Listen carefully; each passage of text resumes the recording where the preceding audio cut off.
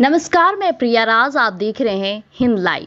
आपको बता दें, जहां तमाम पार्टी और राजनीतिज्ञ अपनी अपनी तैयारियों में जुट चुके हैं और कौन कितनी सीटों पर इस बार बिहार विधानसभा चुनाव लड़ने जा रहा है उसका भी ड्राफ्ट सेव हो चुका है। लेकिन ऐसे में पीके की भी तैयारियां जोरों शोरों से चल रही है। जी हां, जनसुराज के संयोजक प्रशांत किशोर ने बिहार विधानसभा चुनाव में सभी 243 सीटों पर अपनी पार्टी के चुनाव लड़ने का ऐलान किया है।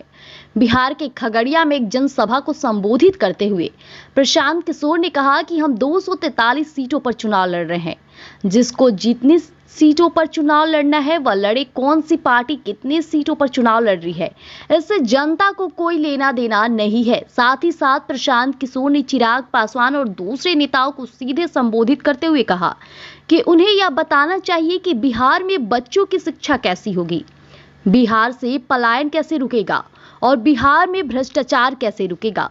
उन्होंने कहा कि जनता ने एनडीए और यूपीए दोनों के शासन को देख लिया है। यानी साफ तौर पे यहाँ झलक रहा है कि प्रशांत किशोर न सिर्फ चुनाव लड़ने की तैयारी में है, बल्कि लोगों को, तमाम राजनीतिक पार्टियों की चेहरे को भी कहीं ना कहीं खुलासा करने की तैयारी में है। हालांकि आपको बता दें कि प्रशांत किशोर को पीके के नाम से भी जाना जाता है। वह एक चुनावी रणनीतिकार हैं और अब राजनीतिज्ञ हैं। उनका जन्म 1977 में बिहार के बक्सर में हुआ था। उन्होंने राजनीति में आने से पहले 8 वर्षों तक संयुक्त राष्ट्र के लिए काम किया। उन्होंने कई राजनीतिक दलों के लिए चुनावी अभियान भी तय किए और सफलता हासिल की, जिनमें 2014 लोकसभा चुनाव और 2015 बिहार विधानसभा चुनाव, 2021 पश्चिम बंगाल चुनाव तो 2021 तमिलनाडु चुनाव शामिल है। इस बीच प्रशांत किशोर जनसुराज के संस्थापक हैं। उनका कहना है कि वो बिहार के राजनीतिक परिदृश्य में अपना बड़ा बदलाव लाना चाहते हैं। उन्होंने कुछ साल पहले चुनावी रणनीतिकार के तौर पर काम छोड़ दिया और बिहार में बदलाव लाने के उद्देश्य से जनसुराज अभियान शुरू किया है। बता दें कि आगामी बिहार विधानसभा का चुनाव अक्टूबर या नवंबर 2025 में होने की संभावना है। तो भारत निर्वाचन आयोग की ओर से अभी तक आधिकारिक तारीखों की घोषणा नहीं की गई है, लेकिन मौजूदा विधानसभा का कार्यकाल 22 नवंबर 2025 को समाप्त हो रहा है।